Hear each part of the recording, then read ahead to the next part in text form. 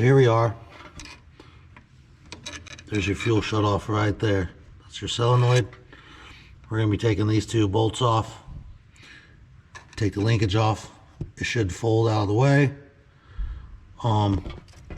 There's a bracket right here. There's 4 bolts. You can leave one in the back, leave it in, but the 3 front ones take out, and this should fold down and be out of your way to get to here. But honestly, looking at it, mine doesn't stick up, so it's not going to be in the way. So we'll be able to get a wrench in there to our solenoid, no problem. If you go over to Decent Garage, his had a lip up here, so he took this off and folded it down. So you might want to jump over there and watch his. But if you look close there, mine doesn't have a lip, so we're going to be all right. All right, so my linkage is off. I took these 2 off. These are 1/2 inch. There's a bolt on the bottom that was a 10 millimeter. And we're just going to pull this off out of the way. Ah, there we go. All right.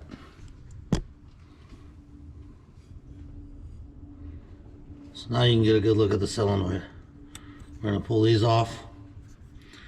Make sure you plug these back in where they go.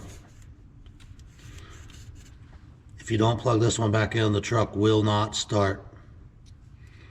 So I'm going to do that. And once I get it out, I'll jump back on here.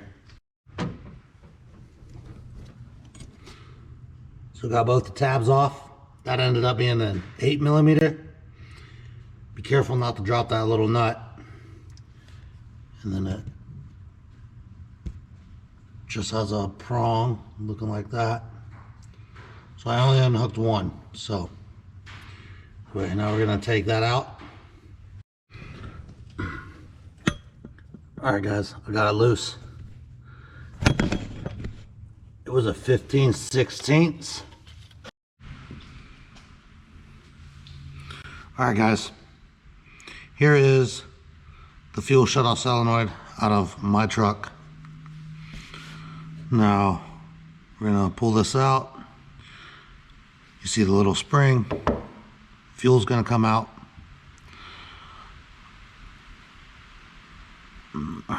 Looking there nice and clean. Alright, so you're going to want to keep that O-ring, keep the spring. We're going to wipe this one off.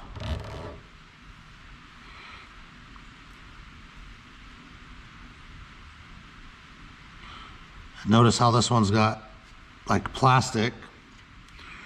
We're going to upgrade that to this brass one. Should do a lot better. So actually I'm going to take some brake cleaner and spray this thing down and clean all the dirt and stuff off of it before I put it back together. But I'll be right back. All right, so we're going to take our O-ring, wipe it off nice and good, wipe it off. We're going to put our O-ring back on. If your solenoid doesn't come out with an O-ring, you probably ought to fish it out of the inside, because it needs to have an O-ring and it needs to replace the O-ring if it doesn't come out.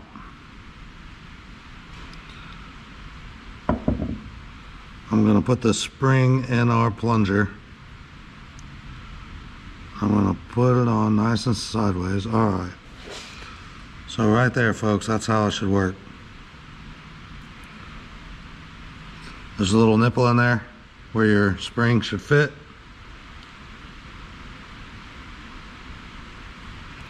Just make sure it goes up and down. Now the tricky part is going to be getting it back in there.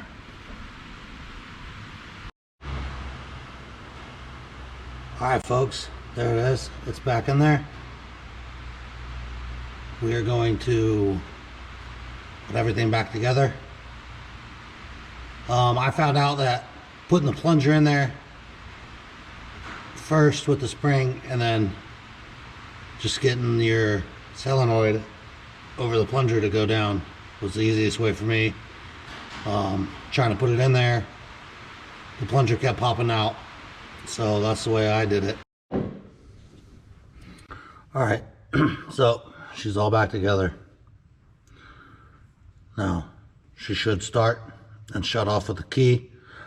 It did before. I've never really had a problem with that, but this was a fix and an issue that I did not want to get stranded with happening to me, so I ordered this piece and fixed it.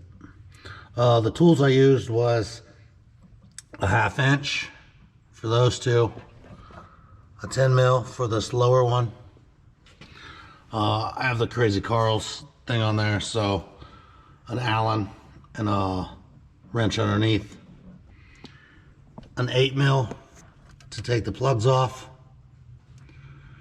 or you could just pull the plugs off, and then a 15/16 to get that sensor out. So let's go around here and see what she'll do.